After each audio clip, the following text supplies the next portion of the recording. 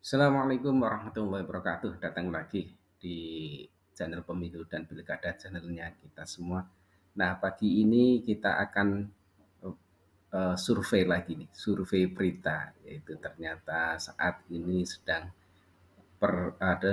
persiapan untuk sidang PHPU. Masing-masing paslon sudah mendaftarkan meregister ke Mahkamah Konstitusi, paslon 01 dan 03. Nah, pagi ini 02 juga tidak mau ketinggalan, karena untuk menghadapi gugatan itu, Yusril dan kawan-kawan didampingi seratusan itu. Infonya itu hampir mengerahkan seratusan lebih tim pasangan eh, 02 untuk menghadapi gugatan. Sebenarnya tidak berhadapan langsung sih, tapi nanti itu sebagai pihak yang terkait juga nanti, karena KPU juga, Komisi Pemilihan Umum juga menyiapkan timnya untuk memberikan penjelasan atau memberikan bukti-bukti bahwa apa yang sudah dilakukan KPU adalah sesuai dengan aturan yang berlaku.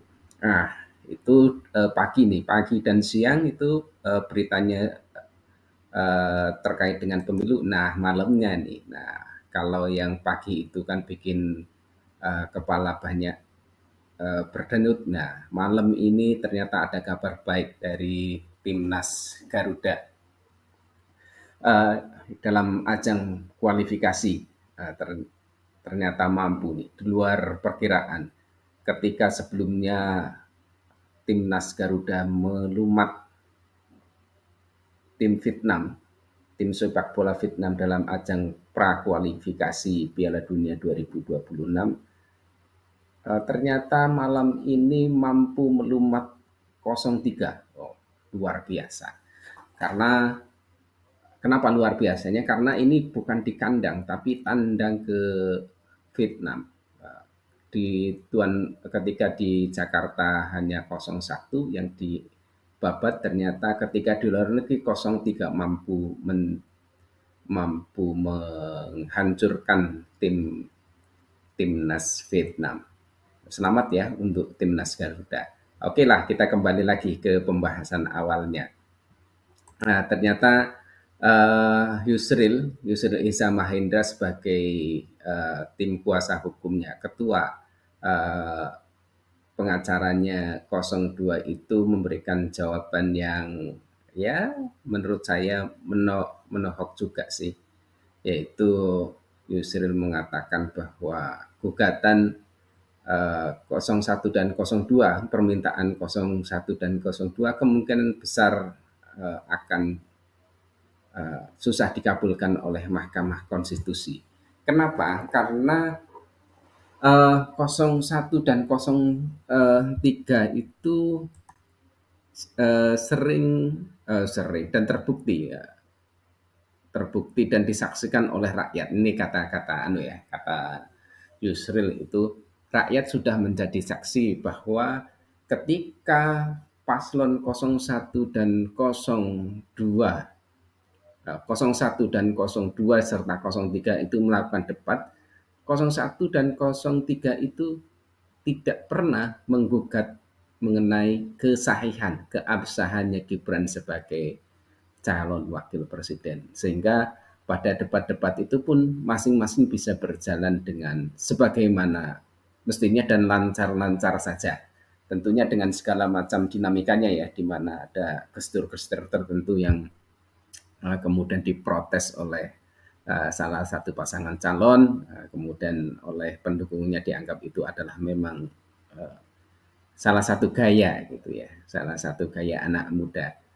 Nah, menanggapi hal itu juga Mas Gibran sebagai cawapres terpilihnya pasangannya Pak Prabowo itu memberikan komentar yang menohok lah, ya.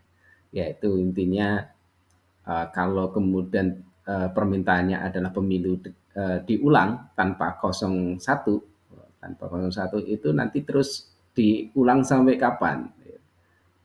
Dia menyatakan misalnya gini, terus jagoan kalah, kalau kemudian pemilu lagi kemudian kalah lagi, apa minta diulang lagi sampai menang? Itu luar biasa ini sindirannya. Nah, Nah, intinya 01 dan 03, paslon 01 dan 03 itu meminta MK untuk mengulang pemilu tanpa mengikutsertakan 02, paslon 02 itu yaitu Prabowo dan Grip. Nah, dengan ini saya jadi teringat dengan pertandingan bola tadi itu.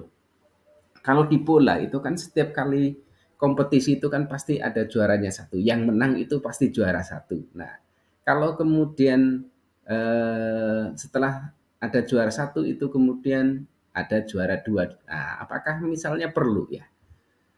Misalnya kemudian dilakukan tanding ulang tanpa mengikutsertakan 02, tapi untuk perebutan runner up.